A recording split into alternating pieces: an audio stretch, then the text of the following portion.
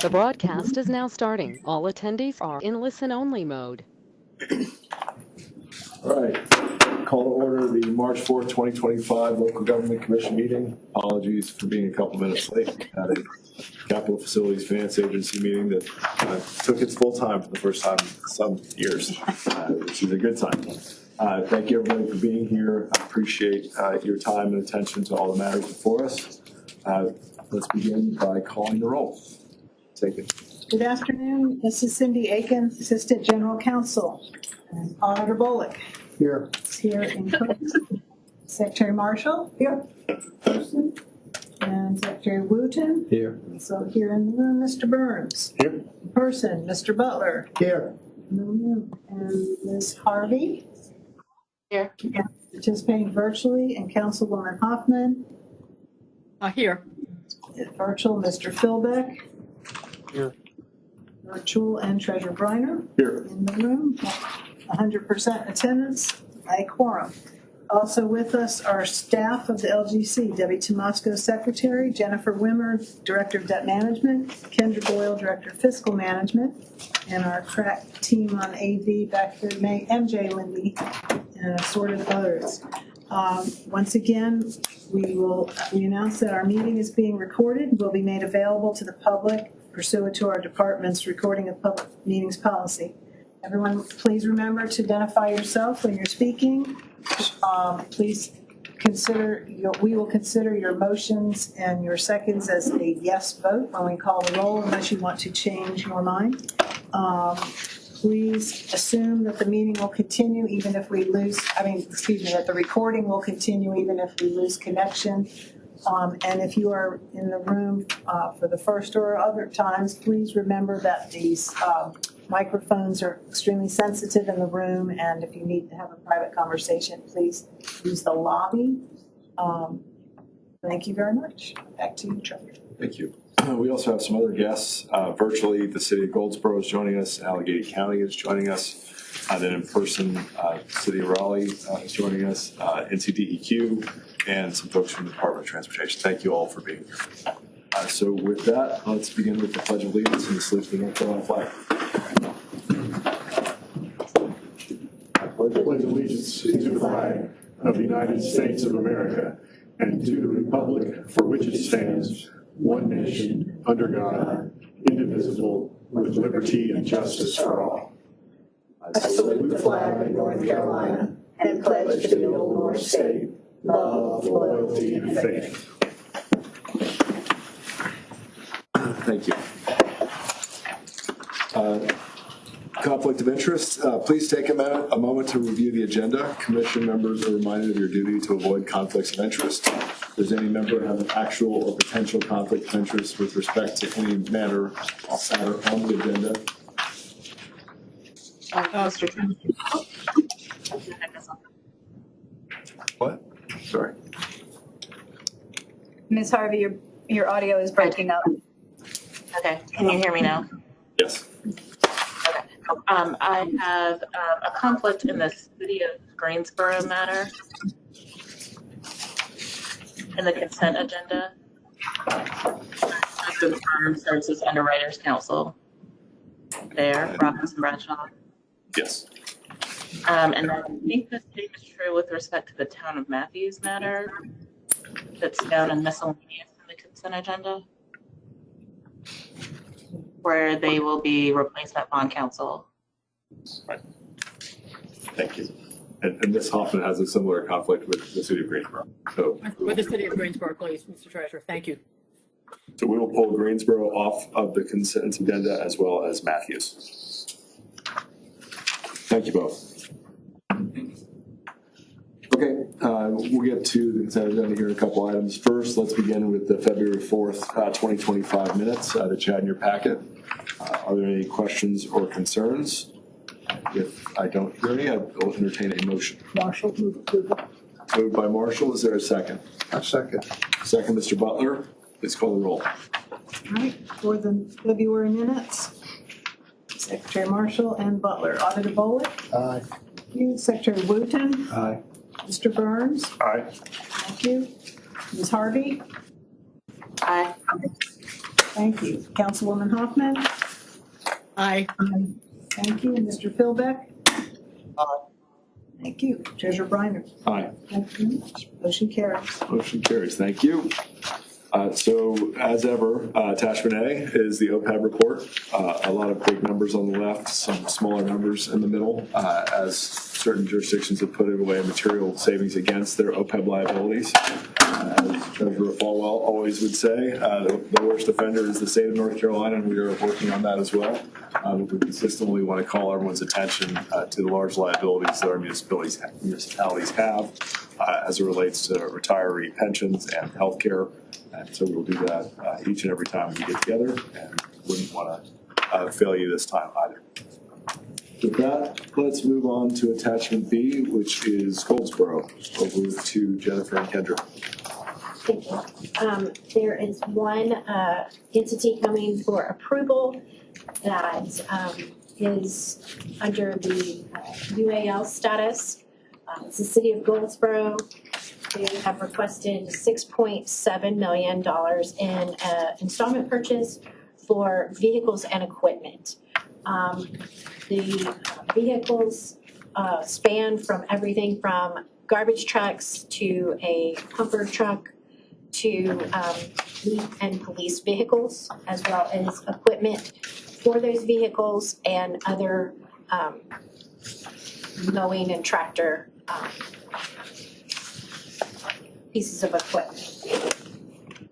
So they have PNC as their bank, who are an interest rate of 3.82%.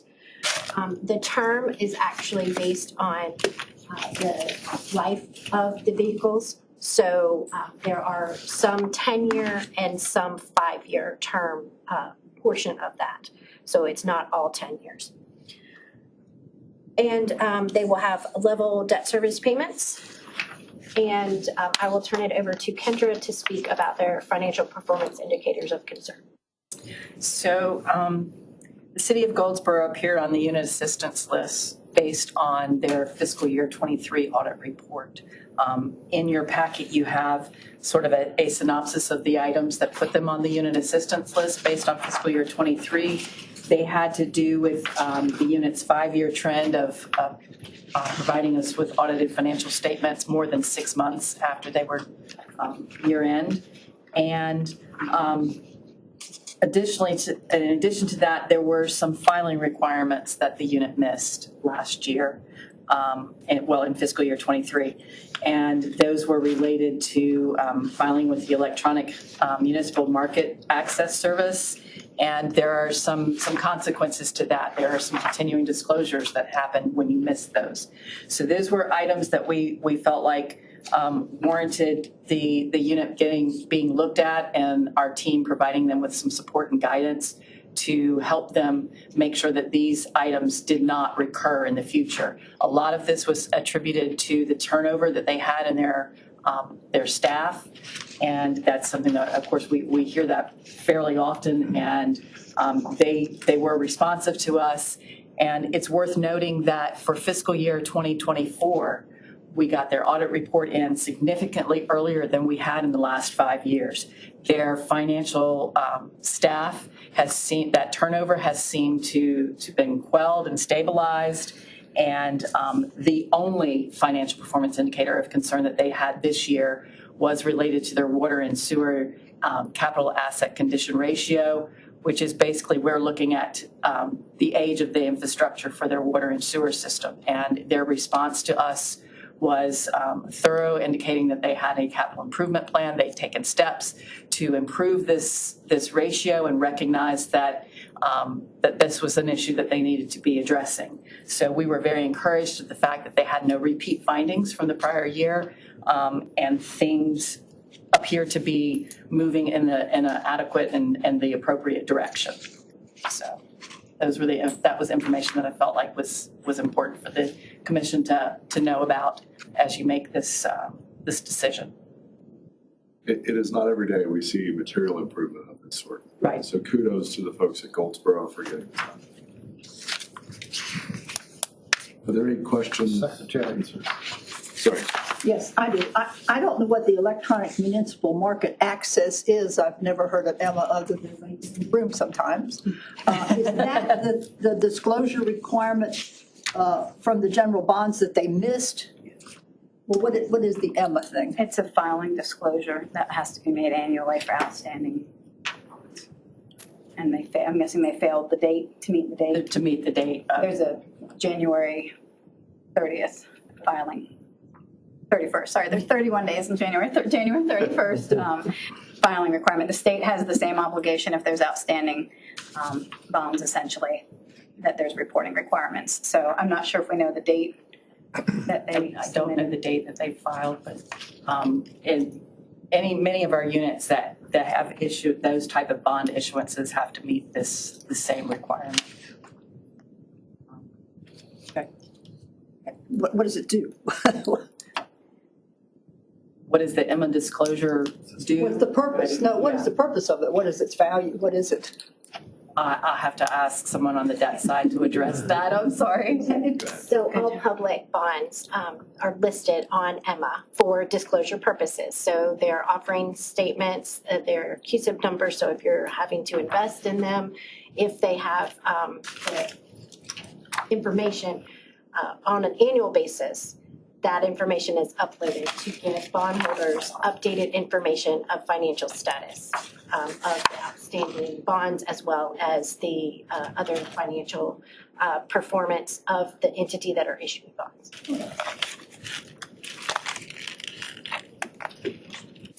So I have questions, and I appreciate you mentioning, because 60 days now on the job as the state auditor, the recurring theme that I hear, particularly with respect to municipalities across North Carolina, is issues in the finance department related to personnel and skill set around personnel. It is a constant theme that my office has been dealing with since I took office. I mean, I've only been there 60 days, but it is constant. Like to know, and I know you said it appears Goldsboro, but they are on the line. I believe they're on the line. I'd like to know where they are and what their current status is with respect to having a CFO in place, a finance team in place, and what that looks like. So I do believe they're on there and possibly can address that. In terms of who's part of their team, because it could be instructive for me to hear this too, because I'm having this issue come up with other municipalities, and I can point to Goldsboro as an example, hopefully. That, Mr. Livingston or Ms. Gwynn, are you online? Good afternoon. This is Catherine Gwynn. I'm the finance director at the City of Goldsboro, and appreciate the commission's time this afternoon. To address the question about the finance staff, we had significant turnover about 6.5 years ago. I was hired in. Management staff had turned over, the manager, the finance director, and the assistant finance director. And when you have folks that have been here almost 40 years, you have a turnover, there can be adjustments. And so we went through some significant adjustments. But our team that's in place has been here almost as long as I have. We have overcome a lot of difficulties with the help of the Local Government Commission, and I believe our finance team is in place. We work very hard on a lot of policies and procedures, and we have implemented a lot of work procedures to help us get caught up. I did want to say about the Emma disclosures, it was not 2023 when that was late. I believe it was 2020 and we had filed the correct disclosure, but we missed one portion of it, and it was the letter that goes along with the disclosure about the various it's debt and taxes. We missed that, so that was the one piece that we had to report as being late, and that stayed on your audit for 5 years. So it was not in 2023 that this happened. So I just wanted to make sure that you all understand, since that happened, we got written procedures in place, and we make sure that that's happening as well. I don't know if our interim city manager, Matt Livingston, is on the phone. If he could respond. Okay, Matt, I'll turn it over to you. No, it's fine. You were doing a fine job, Catherine. I don't really have a lot to say except that the finance department staff here has worked very hard to turn things around.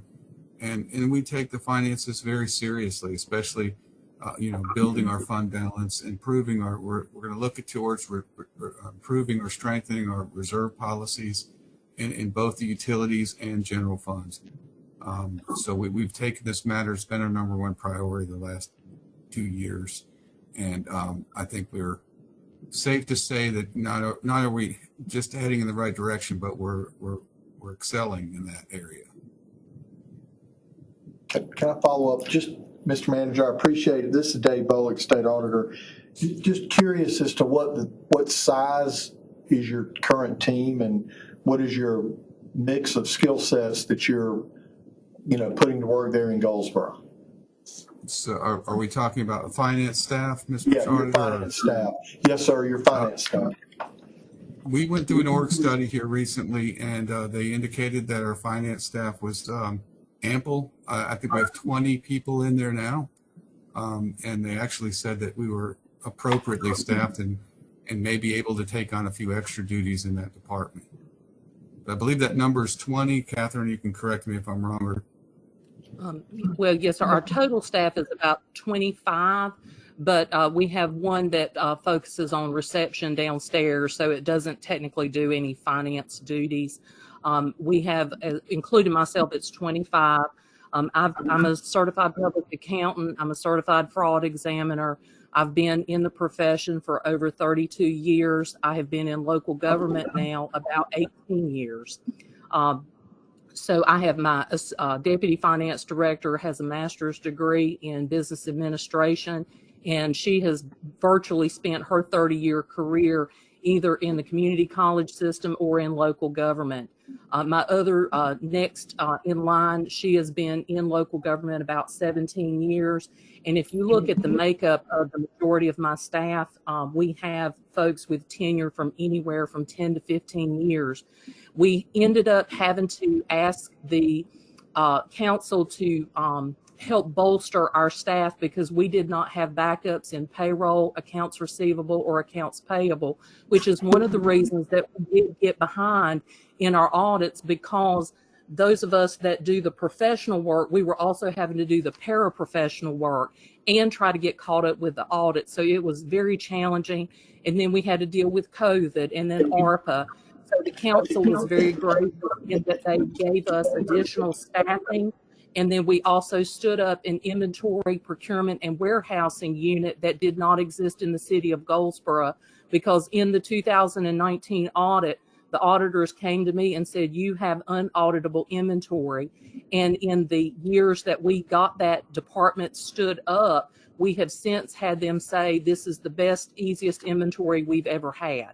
So we've turned around a lot with the addition of staff. We had that support from the LGC and from our council. So that's how I think we've been able to turn this around, by getting appropriate professional and paraprofessional staffing on the financing team. That's the best answer I've gotten in 60 days on the job. I really appreciate the thoroughness of that, and that really, in all sincerity, that is very helpful for me moving forward in my position to hear what you're doing in Goldsboro. So I really appreciate that. Thank you. Yes, sir. Thank you. Any other questions from commission members? We'll entertain a motion to approve the issuance for Goldsboro. So moved. Second, Auditor Bullock. Second, Secretary Wooten. Call the roll, please. All right, for Goldsboro, again, motion Bullock, second Wooten. Secretary Marshall? Aye. Thank you. Mr. Burns? Aye. Mr. Butler? Aye. Ms. Harvey? Aye. Thank you. Councilwoman Hoffman? Aye. Mr. Philbeck? Aye. Treasurer? Aye. Motion passes. Thank you. And to the folks from the city of Goldsboro, sincerely, thank you for all your efforts to rebuild your finance function and get hopefully off the UAL in short order. So let's move to the consent agenda as modified. So just to be clear about the modification, we are going to go down from Allegheny County. I'll just read them off individually. Allegheny County, Asheville, Beaufort County Water District, Fuquay Marina, Holly Springs, Garner, Gastonia Housing Authority, Greenville, Raleigh, Sanford, Wake County, and Reedsville. So taking Greensboro and Matthews off the list. 1998. You got nailed. Wow. AOL. Okay. Jennifer, do you have any consent agenda comments? I have one piece of information that needs to be updated. The city of Raleigh, on your agenda, it says level principal. I just need to update that to make sure it says level principal and interest. So that is the only thing that's changed on the entire consent agenda. Any comments, questions from members of the commission? I always have curiosity questions. Sanford is on here twice. They seem to be fairly similar functions in different locations. Is there some reason why there are two separate bonds? Yes. So I knew there was. So the type of financing that each one of those has, the SRF loan was originally allotted and granted to Pittsboro. During the merger of Pittsboro into the Sanford water system, that has already come before the commission and approved while they were doing their larger project earlier this summer. However, in order for Sanford to fully kind of assume the debt, it has to be refunded and redone under Sanford. So they, Okay, under so the agreement, because of the refunding part. right. Yeah. And the other Sanford project was just like a part B of their capital plan, moving down. Just straight up. Yeah. Okay. Thank you. What? So I have a question about the city of Raleigh. I know there was probably some consternation from some folks about that particular issue and $75 million as part of a public-private partnership. Do we have any information on sort of how that was approved by the local city council? And I think Treasurer may have somebody from Raleigh. Do we have Ms. Bradshaw on?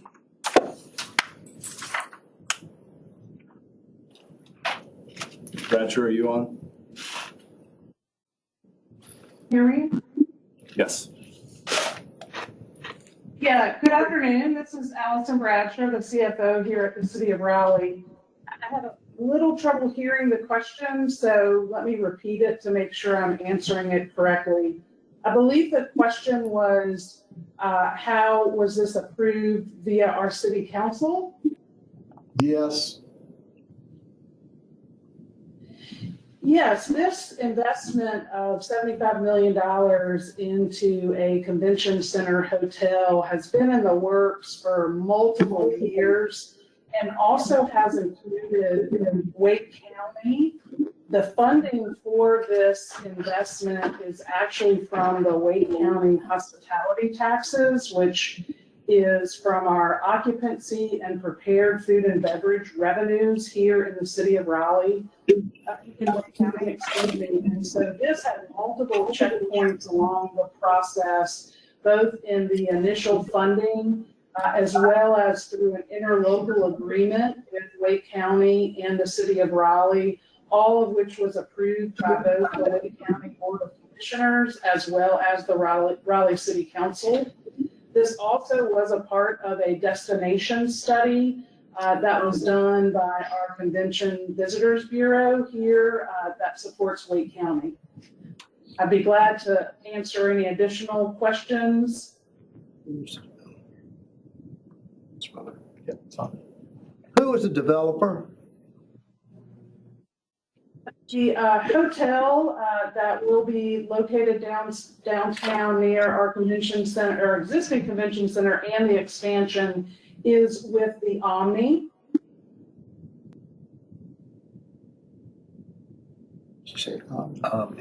Yeah. The city of Raleigh owns the property, is that right? That is correct.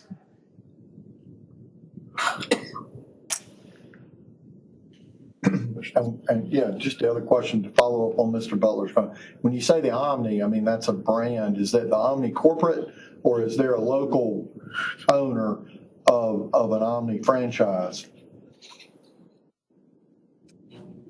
Yeah, I think I would suggest that it is the Omni national brand that we have mostly been interacting with through the process. Was there a separate developer's fee paid to Omni to develop this?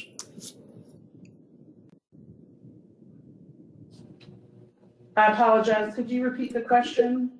Was there a separate developer's fee paid for this project?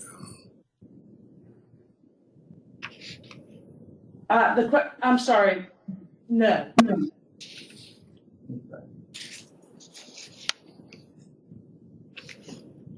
Any other questions on this or other matters on the consent agenda?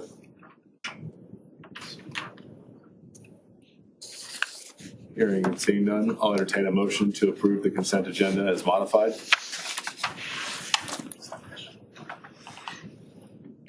Marshall, so moved. So moved, Marshall. Second, Mr. Burns. Please call the roll. Okay. Consent agenda minus Greensboro and Matthews, Marshall, Burns. Auditor Bullock. Aye. Secretary Wooten. Aye. Mr. Butler. Aye. Thank you. Ms. Harvey. Aye. And Councilwoman Hoffman. Aye. Mr. Philbeck. Aye. Treasurer Briner. Aye. Motion carries. Let's vote on Greensboro and Matthews separately. So we'll take up the Greensboro matter first. These are the limit obligation bonds, $23 million. Pulled up the consent agenda due to multiple conflicts. Are there any questions or concerns on this particular matter? I move approval, Mr. Chairman. Thank you, Secretary Wooten. Is there a second to move on the motion to approve the Greensboro bonds? Second, Burns. Burns. Please call the roll. Greensboro, Wooten, Burns. Secretary Marshall. Aye. Auditor Bullock. Aye. Mr. Butler. Aye. We're skipping to Mr. Philbeck. Aye. And Treasurer Briner. Aye. All right, 7 yes, 2 recused. Motion carries. We'll move to the Matthews change of bond counsel, which is the lowest dollar number we can see. Are there any questions or concerns on Matthews change of bond counsel?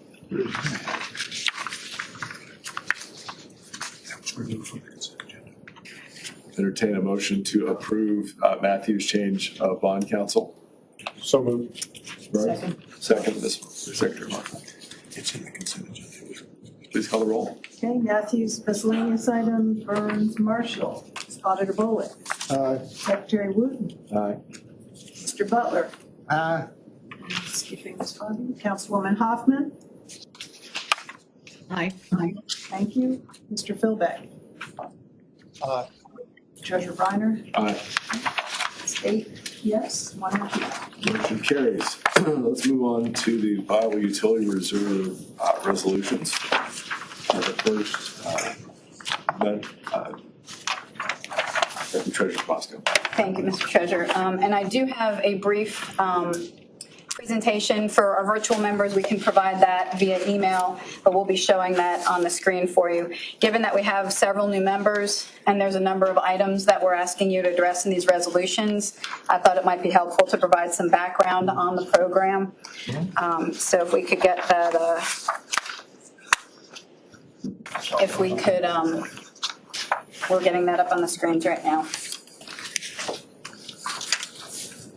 I promise.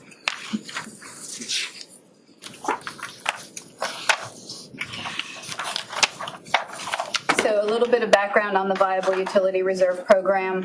It was established under Session Law 2020-79 and is really meant to address some of the viability issues in our water and wastewater systems in the state.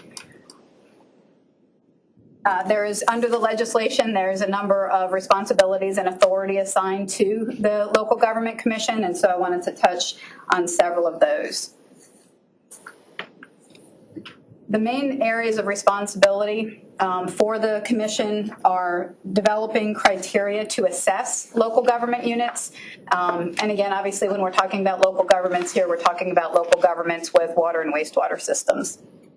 But the LGC is involved in the development of criteria to assess units, then using that assessment criteria to identify distressed units, then to establish minimum requirements for some of the obligations of units identified as distressed, to develop criteria for awarding grants from the VUR, from the Viable Utility Reserve, and finally to approve grants from the Viable Utility Reserve. I will say that most of this authority and these responsibilities are shared with the State Water Infrastructure Authority, and so we work closely and collaboratively with the team from DEQ, and we have members, and actually, if Treasurer, may we have them, if Shadi Escaf is here with the Division of Water Infrastructure, as is Vic D'Amato, and as questions come up, gentlemen, you can feel free to take a seat in case there are questions that are more appropriately directed to you. How are we doing with that slideshow? Okay, there we go. So we did that one. And you go to the next one. And we just talked about that one, the main areas of responsibility and authority. So with regards to the assessment criteria, the LGC is required to develop criteria to assess local government units. Again, since this was established back in 2020, the Commission has obviously taken a number of steps to meet these responsibilities. And so some of what we're talking about here is both what's been done in the past and what we're asking you to modify today. So criteria have been adopted by the Commission and the authority to assess local government units. Right now there are 17 criteria. 4 of those are required and defined in statute. There are 7 that are related to operations and infrastructure, and then there are 6 that are related to financial criteria. In one of the resolutions in front of you today, we're actually going to be asking you to modify one of the definitions in one of those 6 financial criteria. So again, that's one of the responsibilities of the Commission, is establishing those assessment criteria. Next slide. With that assessment, statute also requires that the Commission and the authority establish a schedule of assessment. When we first did this several years ago, that schedule was set in April. Again, one of the changes before you today will be to change that assessment schedule to July. It does a couple things for us. One, it pushes the date back further so we have some more local government audit data in at that point. And it also aligns some dates for local governments. It had been in the past that October 31st was the date local governments had to have their audits in. December 1st, an amended contract was due.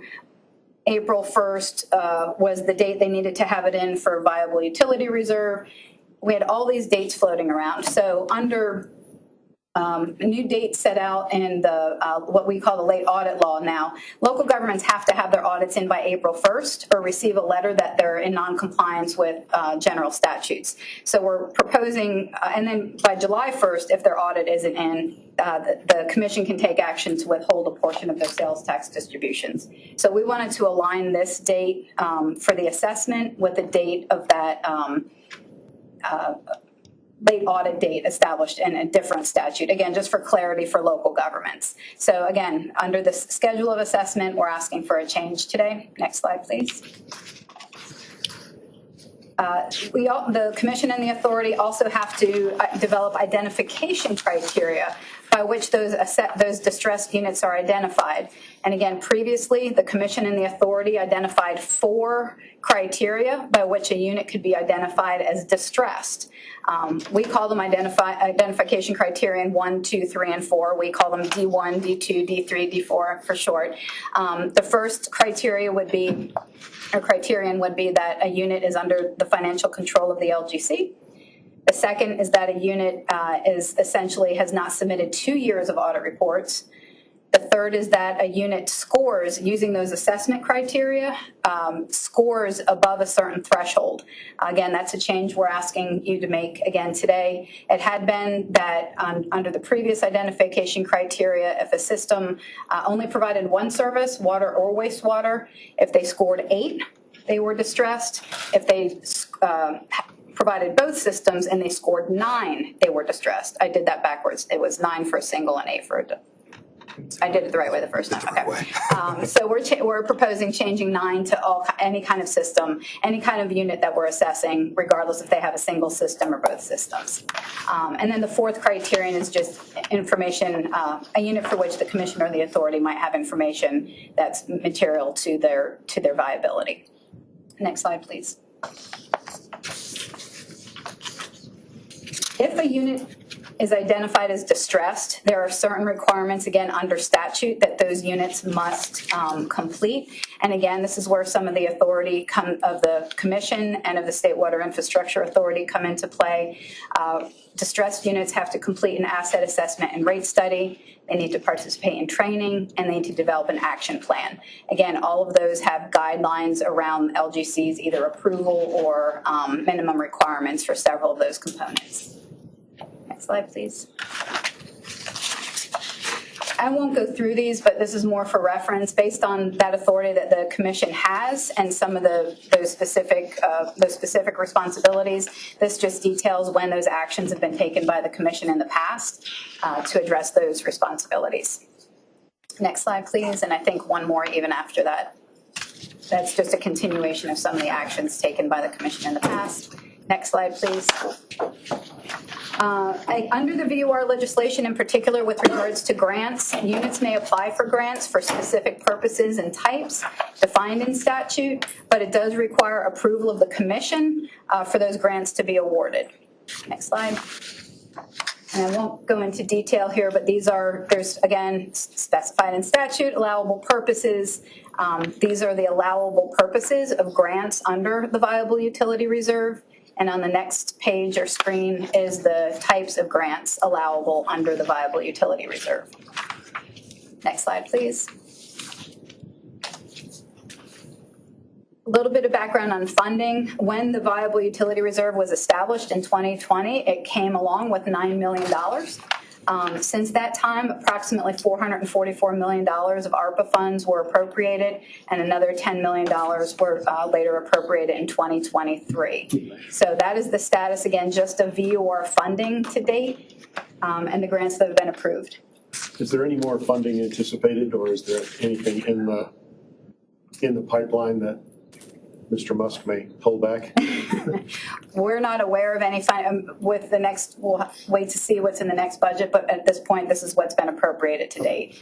I just circled to show John my favorite subject there, regionalism. I'm so glad to see you studying. You've heard me talk about that before. Yes, sir. How tough it is, and I'm delighted to see we're going to have money to do the regional studies before we say let's turn it over to a region and there's no region.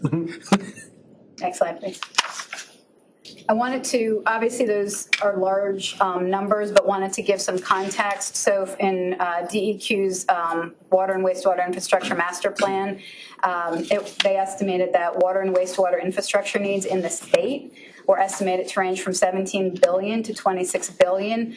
I will note that this was a 2017 report, and there have been more recent assessments performed by the EPA, which pegged that number more in the neighborhood of $40 billion for North Carolina.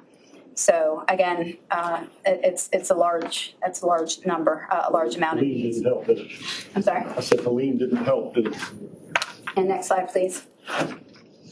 And finally, just to give, again, I wanted to give you a scope of sort of the bigger picture.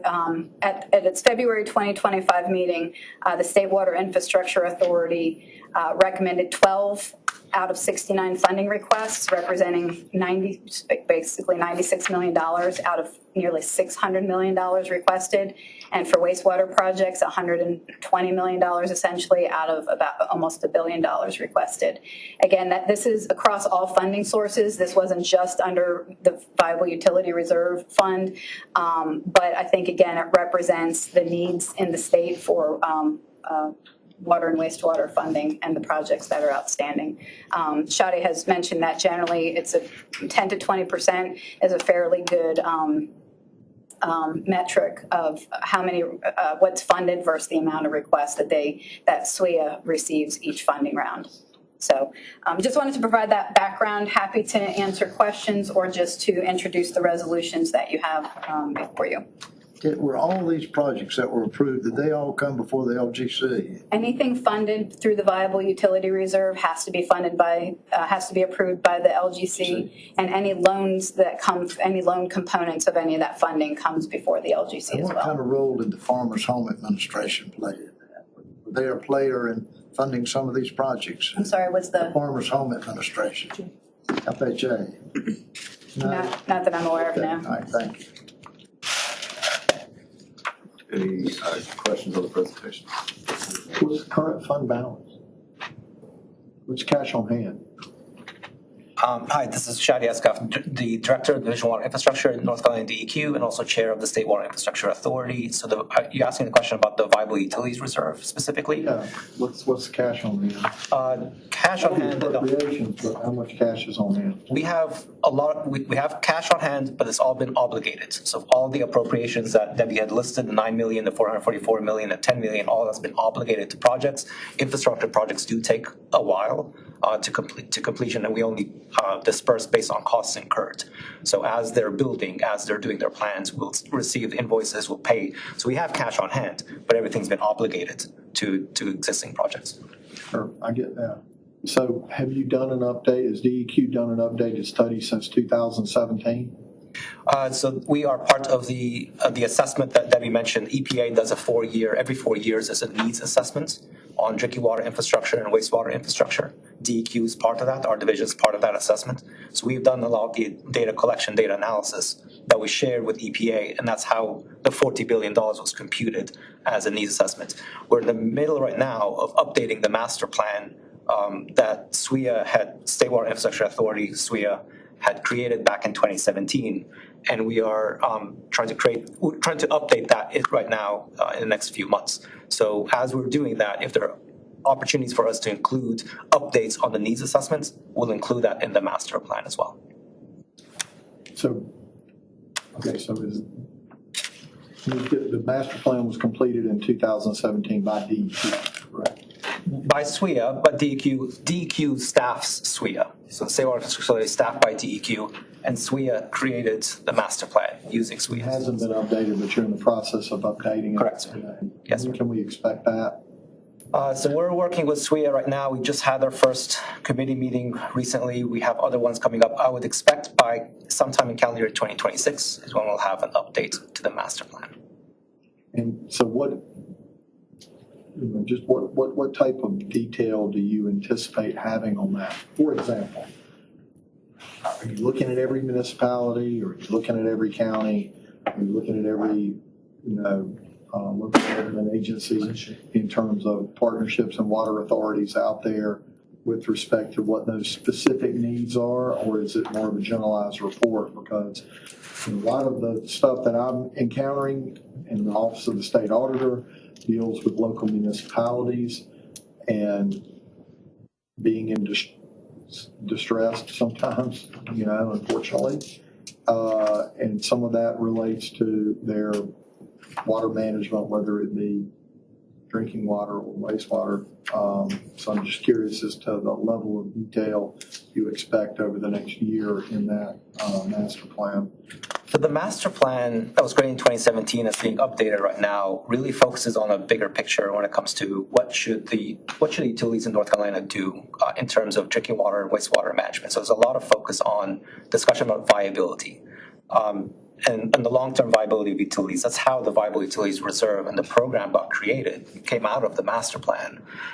So the master plan itself does not do a detailed analysis of every single local government. That is handled through the Viable Utilities Program and the assessment criteria that Debbie mentioned. The needs assessments that we do with EPA is tangential work, but we incorporate some of those results into the master plan. And when we do the needs assessment with EPA, it's a statistical representative sampling of all of the drinking water systems in the state. And it produces that estimate. I think the estimate for drinking water was about 20 billion. And on the wastewater side, EPA uses the terminology clean water when they mean wastewater. So the clean water needs assessment is also, it's not a statistical sampling, it's a different type of surveying methodology that's required by EPA. And that estimated about 20 billion. So we estimate these every 4 years. And we incorporate the results into the master plan update. So in 2026, when we have an update to the master plan, I expect to incorporate the latest numbers. It might be this 40 billion, or it might be something more recent, depending on how quickly the next needs assessment will be conducted. We're also engaged with the Environmental Finance Center, the School of Government, to help supplement some of the analysis that was done by EPA on the most recent needs assessment as well. So we'll try to incorporate some of that in the 2026. All that's based on representative statistical sampling of drinking water, wastewater systems. We don't go through every single individual utility. So help me understand where I can get information other than me putting my own boots on the ground from the auditor's office in every municipality and county across the state of North Carolina. Where could I get a picture of where each individual municipality and county stands with respect to their water? Is there a place at DEQ I can go or a person I can call and get that report? Is that available? That will be us with DEQ. You can the ones that are designated as distressed. So we have 151 local governments right now designated as distressed under the Viable Utilities Program. We have a lot more information about them because we're engaged more directly with them as well. Obviously, the financial statements that you all collect from the local governments provides a lot of that data, even for us. That is a major source of data. There are other resource agencies as well, partners that work with utilities that we work with very closely, as well as LGC staff, like the League of Municipalities, like the Associated County Commissioners, that have a lot of direct boots on the ground assistance to some of the local governments as well. So we partner with a lot of them to gather that information. But if you're looking for specifics on a specific local government, we would probably have a lot of information, but we might not have a full, complete picture. We'd be able to connect with other agencies as well. We would at least have the assessment scorecards for roughly 500 local government units that have water or wastewater systems in North Carolina. So we would have some data for them. But as Shadi says, we have a lot. We do a much deeper dive with the distressed units, and particularly trying to find regionalization authorities and so forth, ways for them to kind of maximize their resources locally. Yeah, and I apologize for asking such detailed questions, but this is part of our process in our office of beginning to gather data in a proactive approach as we move forward across the state, so that we've got a data set that we can, we already have the information for, and we don't have to go seek it. So I can contact your office and get at least information, a listing of the distressed municipalities and counties, so that I can have that as a baseline as we move across the state in certain auditing areas. Sure, yeah, the list of distressed units is actually on our website, but we can provide a lot more detailed information. Yeah, it would be helpful to have the detailed information. Yeah, so before you leave, I'll get your card and I'll. Okay, I hope I brought a card, but I'll get you something. I got a pen. Thank you. Thank you. 3 quick questions related to that. First, will the inventory include an estimate for the cost of the new PFAS regulations? You talk about the needs assessment, sir? Yes. So the needs assessment, that's actually one of the things I mentioned. We're working with the Environmental Finance Center to try to supplement the latest needs assessment, the $40 billion. That came about right before the PFAS regulations started showing up. So some systems knew about PFAS, and some systems included their estimates when they provided to us. But I think the $40 billion is an underestimate of what the actual needs are now that everybody knows about PFAS and what potentially is down the line. This does not also include Hurricane Helene damage damages. That's in addition to the $40 billion. But we're trying to update the estimates based on what we can gather in terms of PFAS contamination and what that might add to the costs or the needs for the systems. And so related to Helene, your assessment will go through those 25 counties in more detail just to understand the construction that's happened. Yeah, so we're working right now with a lot of communities in the 25 county area.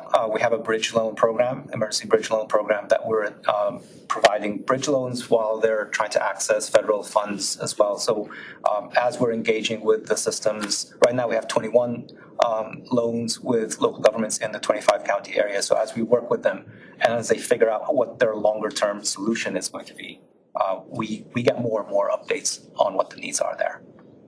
And then I guess my final question on the viable utility reserve, the only source of monies for the VUR is state appropriation. There are no fees levied anywhere else to refill that?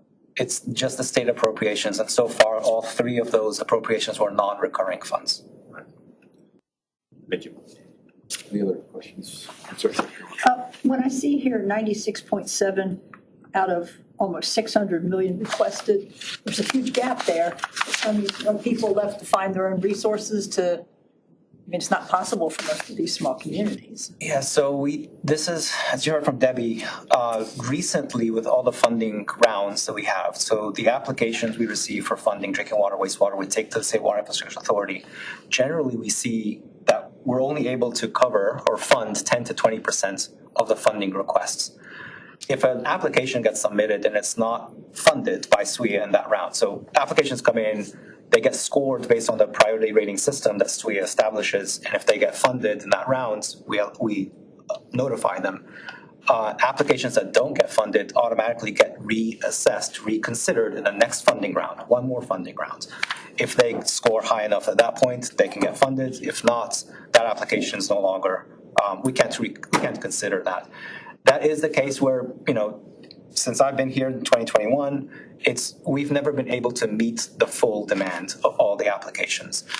So unfortunately, yes, it does mean that if we can't provide the funding, they have to look for other sources. The other sources does include local funds, but it could also mean that they look at other federal agencies or other agencies for funding. So USDA, for instance, and there are other federal, Department of Commerce has funding as well. There are other state and federal sources of funding that might supplement. But in a lot of cases, it is a decision by the local government to either go ahead with the project using their own funds, where they may look for bonds to help finance it or use their own cash, or to come back to us again and reapply and keep reapplying until they find funds or receive funds through the funding programs.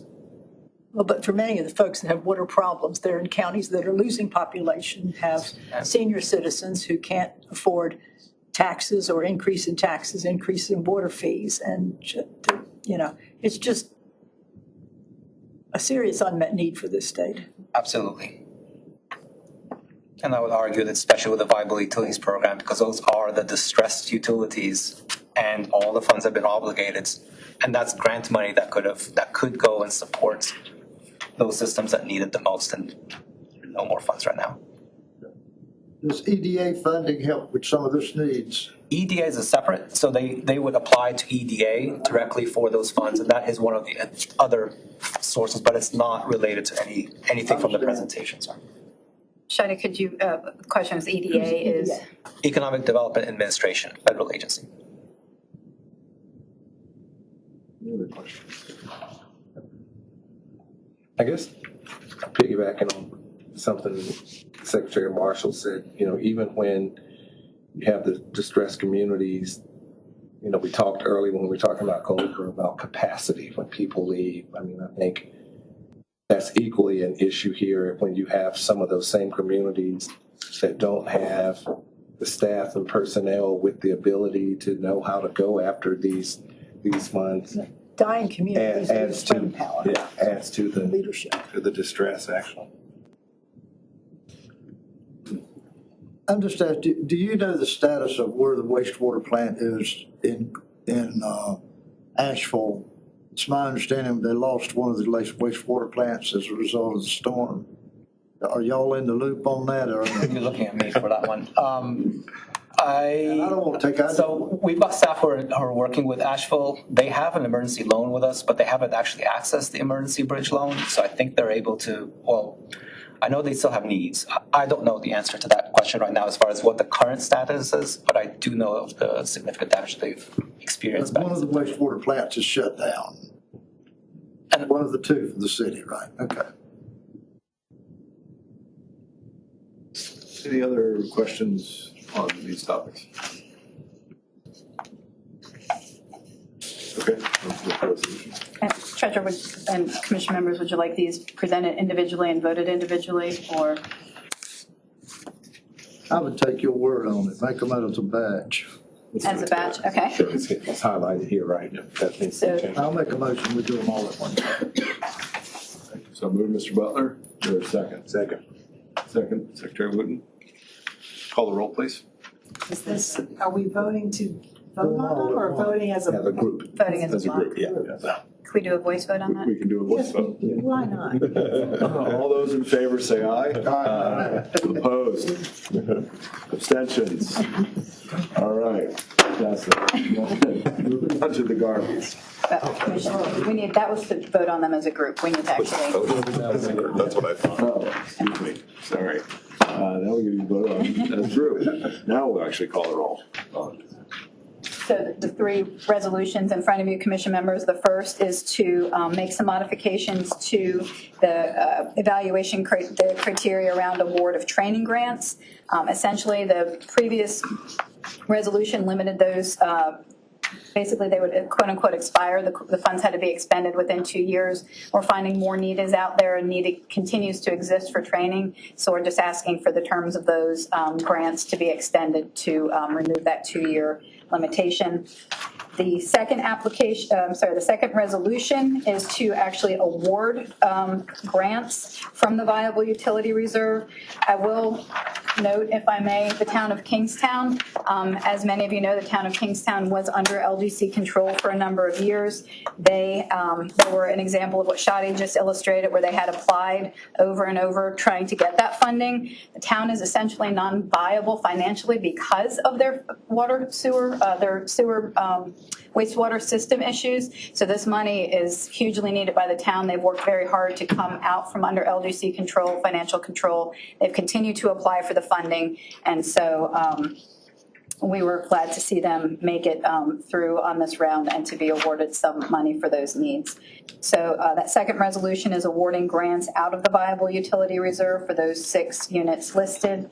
And the final resolution, again, makes some changes, as we talked about earlier, to both the assessment criteria, basically updating how we describe the use of the unit assistance list and the assessment criteria because of changes we've made, and then also changing those identification criteria, as we noted, for that threshold score for an assessment score to use 9 for all units. And then lastly, that schedule of assessment, pushing that to July instead of April. So those are the 3 resolutions before you. Mr. Chairman, I move approval. Move, Secretary Wooten, is there a second? Second, Auditor Bowling. Please call the roll. All right, 3 resolutions related to VUR modifications. Wooten, Bowler, Secretary Marshall. Aye. Mr. Burns? Aye. Mr. Butler? Aye. Ms. Harvey? Aye. Thank you. Councilwoman Hoffman? Aye. Mr. Philbeck? Aye. President Reiner? Aye. Next. Motion passes. Thank you. Let's move on to the Garvey bond presentation. We have folks from the DOT. If you would come forward to answer any questions, we appreciate it.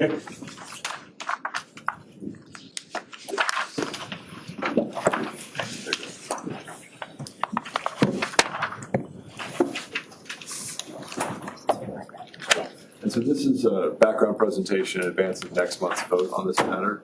So with that, introduce yourselves and we can go through the presentation. Well, good afternoon. Thank y'all for having us. My name is Mark Newsom. I'm the Chief Financial Officer for the Department of Transportation. I've got with us today Matt Lane, our Controller, and Shivani Johnny, our Director of Finance. Shivani's duties are most directly involved with the Garvey program. She's going to be leading the presentation today. I'll start off though by thanking the Treasurer, the Secretary of State, and the Auditor for their votes this morning at the Council of State. Thank you. That was a good discussion this morning. And I can turn it over to Shivani. Thank you. I will skip over this slide and then the next slide, please, and move straight into and the next one after the agenda. Thank you. Just to give you all a brief overview of the Garvey program itself, just as a refresher for anyone who might not be familiar with the program, Garvey is an acronym, and it stands for Grant Anticipation Revenue Vehicle Bonds.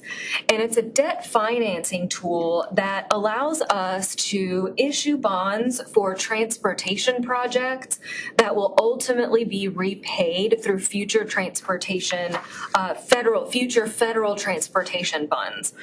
And through this program, we're able to fund our larger federal aid highway projects across the state, and that includes the North Carolina Turnpike Authority.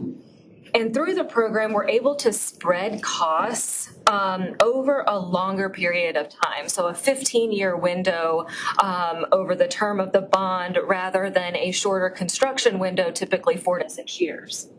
So looking to the right side of this slide here, so far in our program, we've had 8 issuances since we started issuing Garveys back in 2007, and our most recent issuance was in 2021.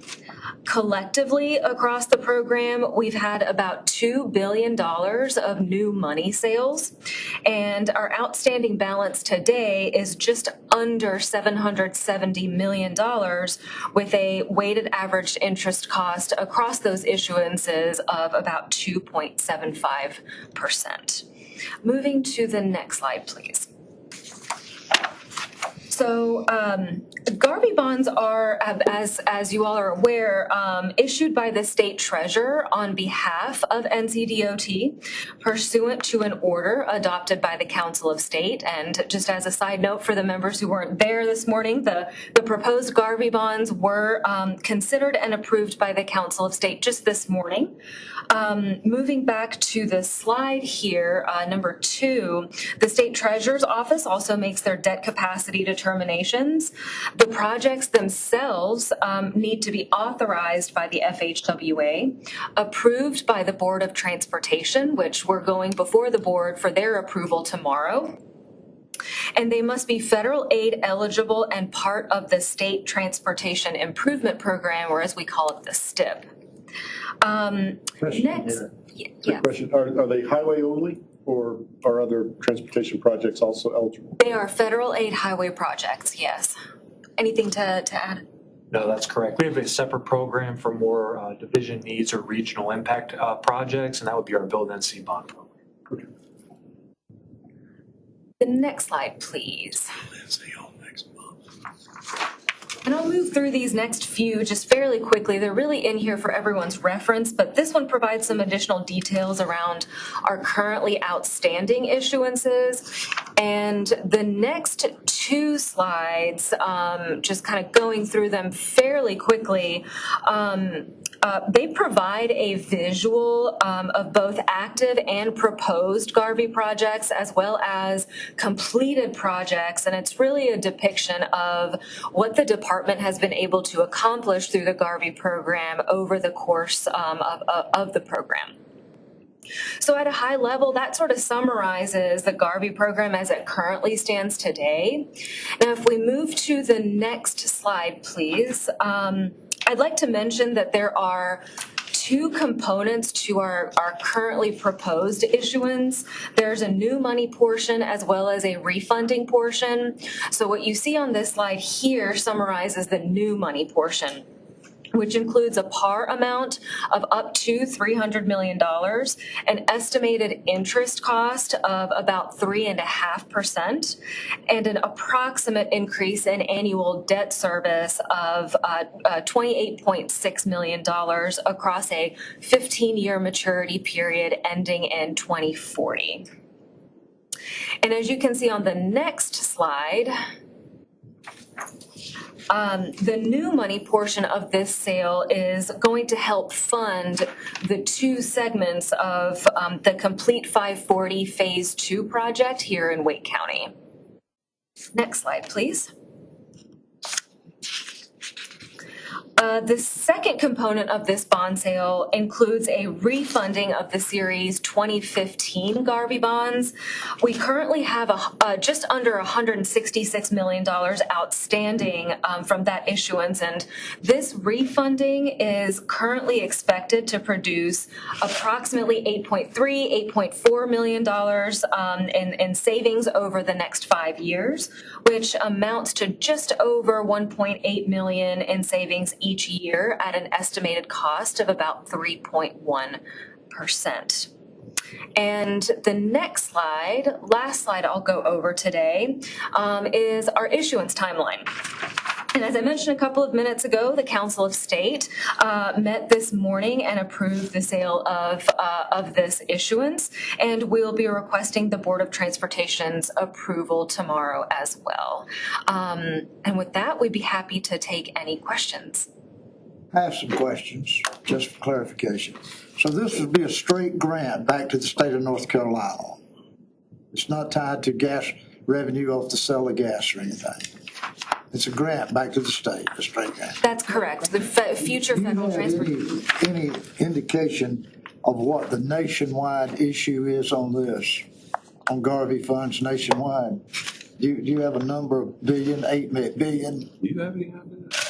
I don't know nationwide now. But this is done all across the country. It is. Garvey funds are done all across the country. So it's a big number then. It would be a large number, yes. It's a large number, all right. Just what is the fallback if the feds don't come through? What is the fallback in the real world? Well, I'm just, I'm the only guy here east of I-95, and I'm the only guy that lives in a rural county, and I've been around a long time. What is the fallback? If you take a look at these numbers, you can really start addressing the cost of running that. Sure. So what is the fallback if it does not come through? Well, it is, as you pointed out just a moment ago, this is a revenue-backed instrument that's backed by revenue from the federal government. When a bond broker is selling this is what he's telling his client. That's the risk his client is taking on. And so that would be a pretty extreme situation where that revenue stream to disappear. This comes from what we at DOT refer to as our formula revenue. So our formula federal revenue. So it is the federal gas tax that is paid into the federal government is a portion that's returned to the states according to a formula, and that is a pretty secure, considered a pretty secure stream of revenue. So the grants are the revenue stream from the sale of federal tax on gasoline is the revenue stream that provides the money to service these grants that services this debt. Exactly. And so is that the way it happens? Yes, that's exactly the way it happens, sir. And Mark or Shivani, to address too potentially the required ratios between the outstanding debt service and those revenues, there's a limitation. Oh, yeah, that was on an earlier slide, Shivani, that you had about that.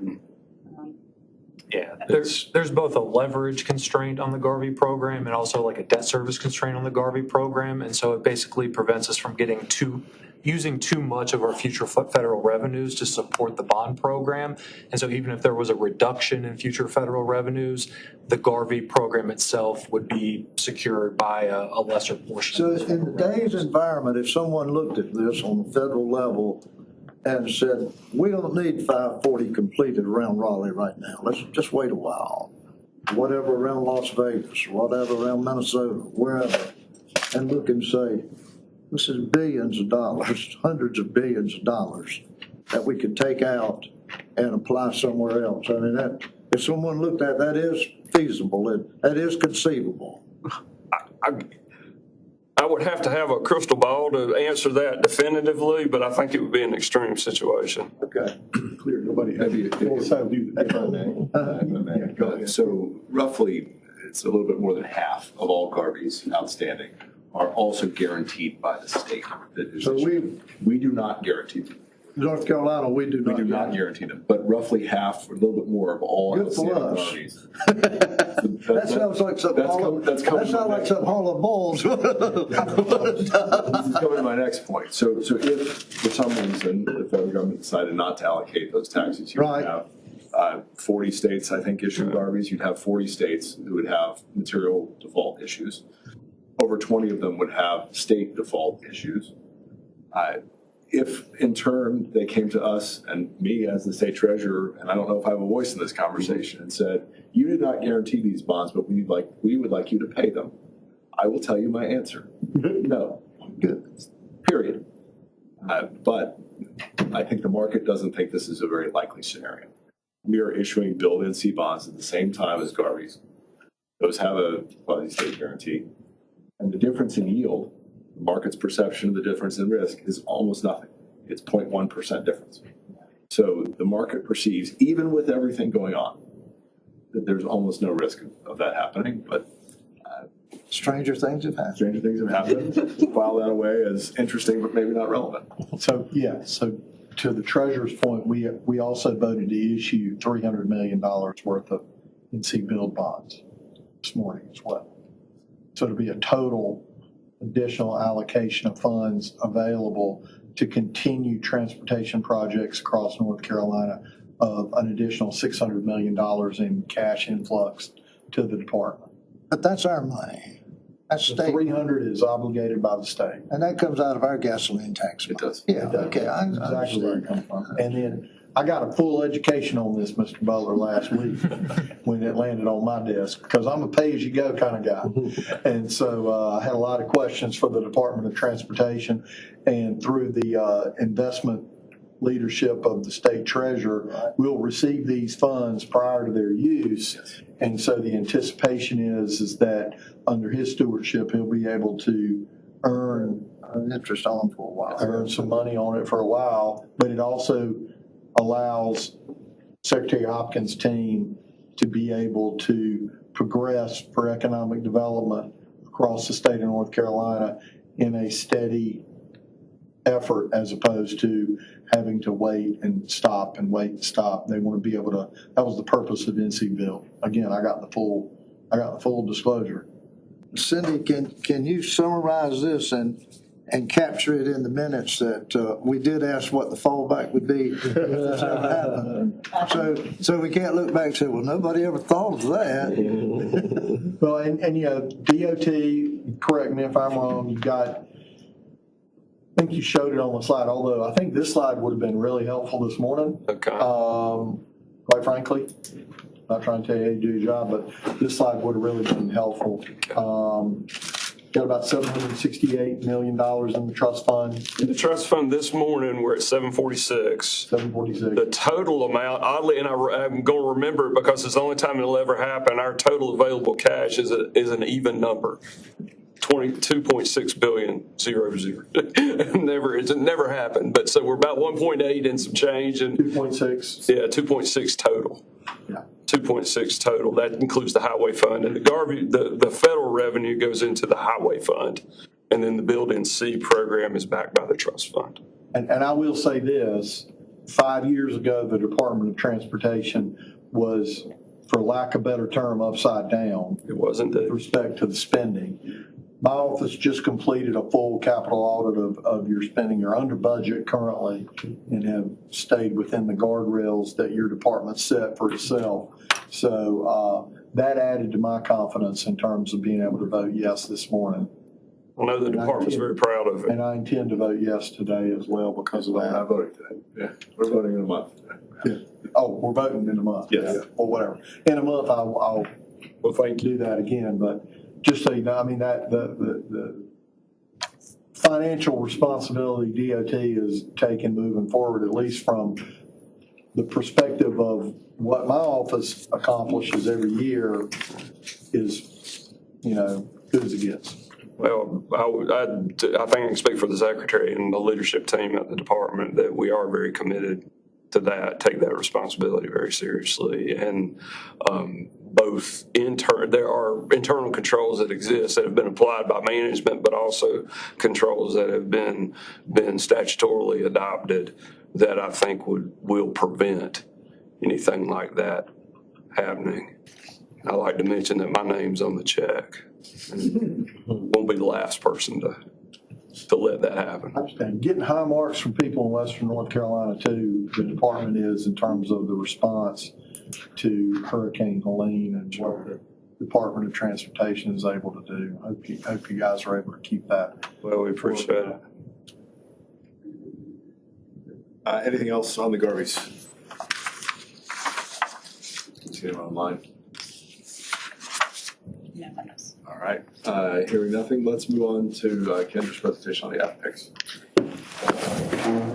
Thank you. Thank you.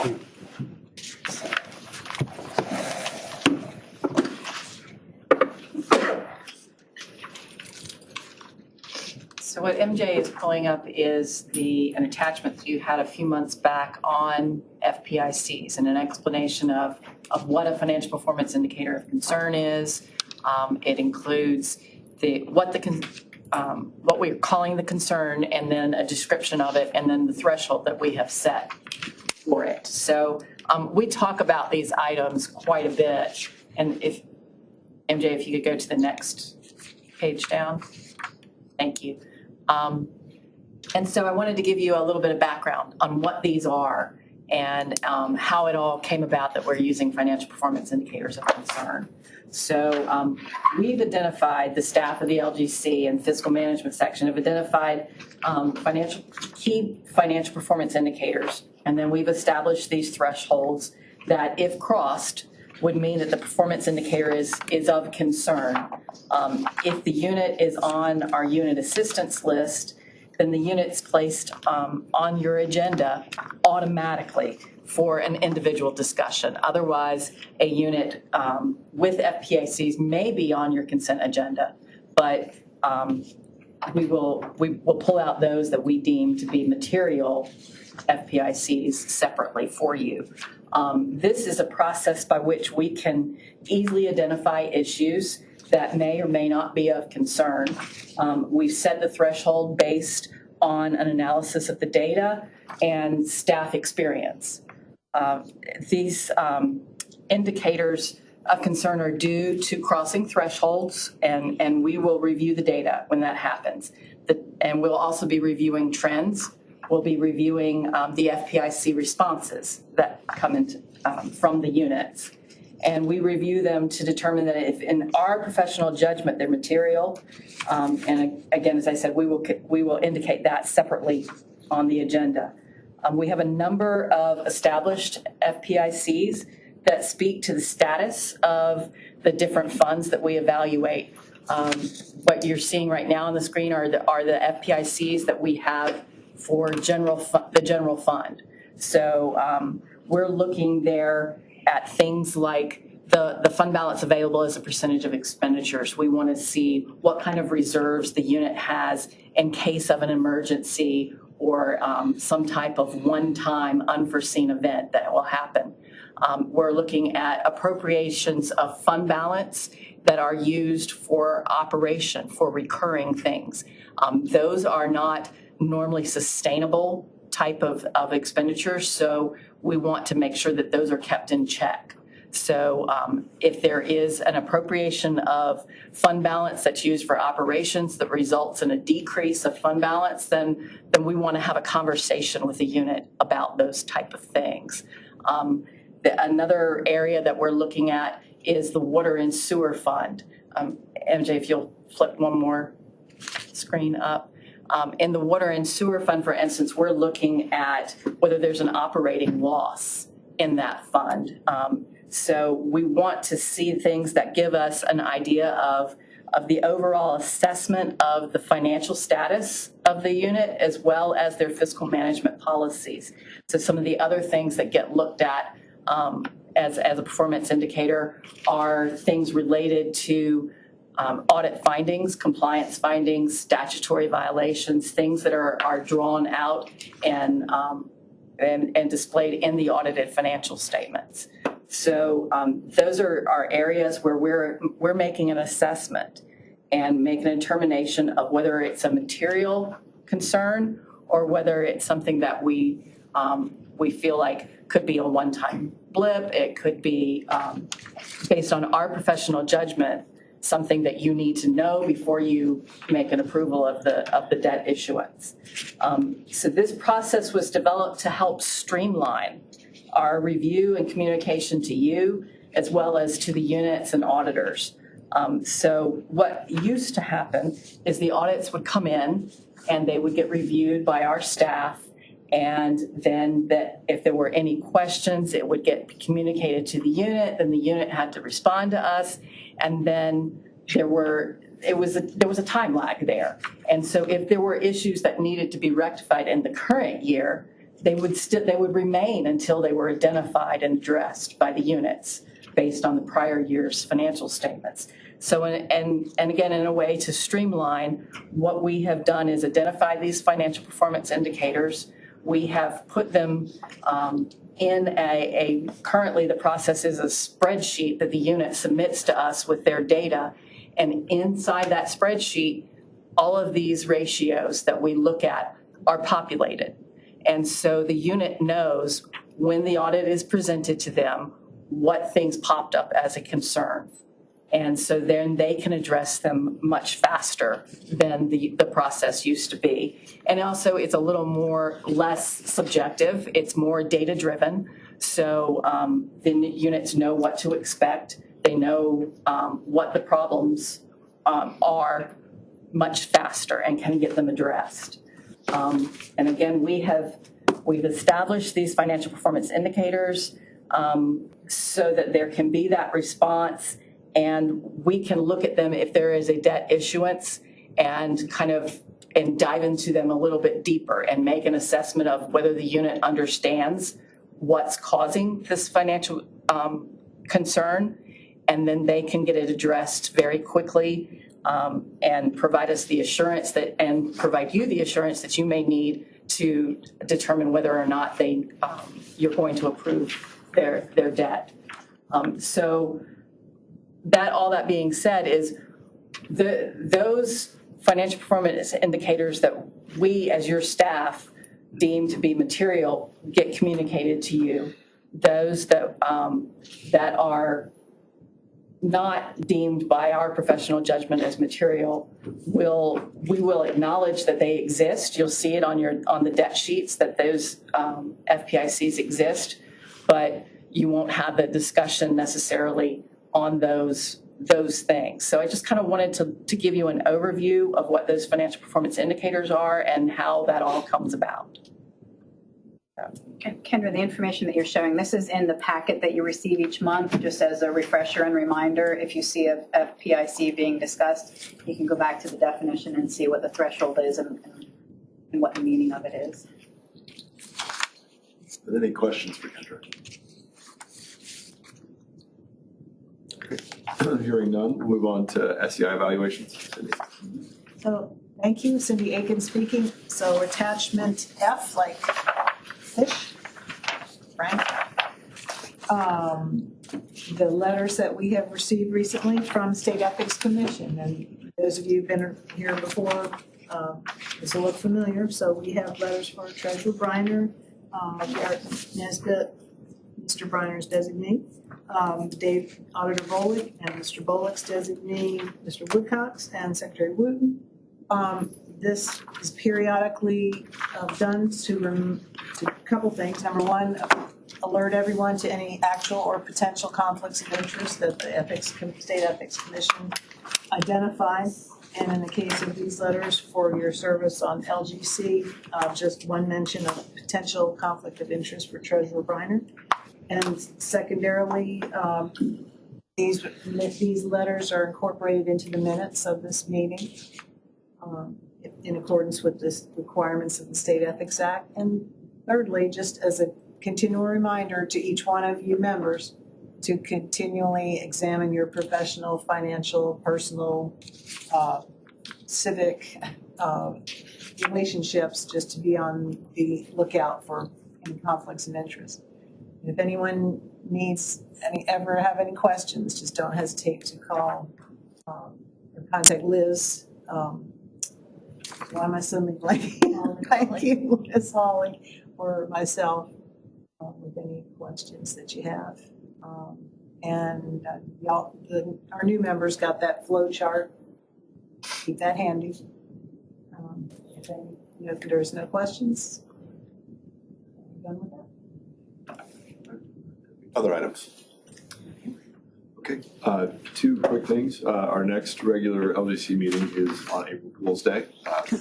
We'll try not to play pranks on you. And the second thing, which unfortunately is not a prank, I have some bittersweet news to share. And that is after 7 years of incredibly serving our commission, Vice Treasurer Tabasco has decided to retire. And we are going to miss her dearly. As she told me this, I asked her to inventory her responsibilities. I'm on page 4 and I haven't finished reading it yet. She is a master juggler. She's an incredible diplomat. As you know well, we get a lot of tricky issues in front of this commission, and she handles each and every one of them ably and with diligence. She cites statute in her sleep, which I'm not sure if I'm impressed with, but it really is an amazing service to this commission, and her leadership of this group will be missed. We thank her. She will be with us the next commission meeting. We will properly celebrate her then, and maybe play a prank on her too. But I'm sorry to close the meeting that way, but I didn't want to hang over the meeting. So we will look forward to seeing everybody in April. And with that, I will entertain a motion to adjourn. So moved. Second. Call the roll. All in favor? You got my voice. All in favor? Aye. Opposed? All right, we're adjourned. Thank you.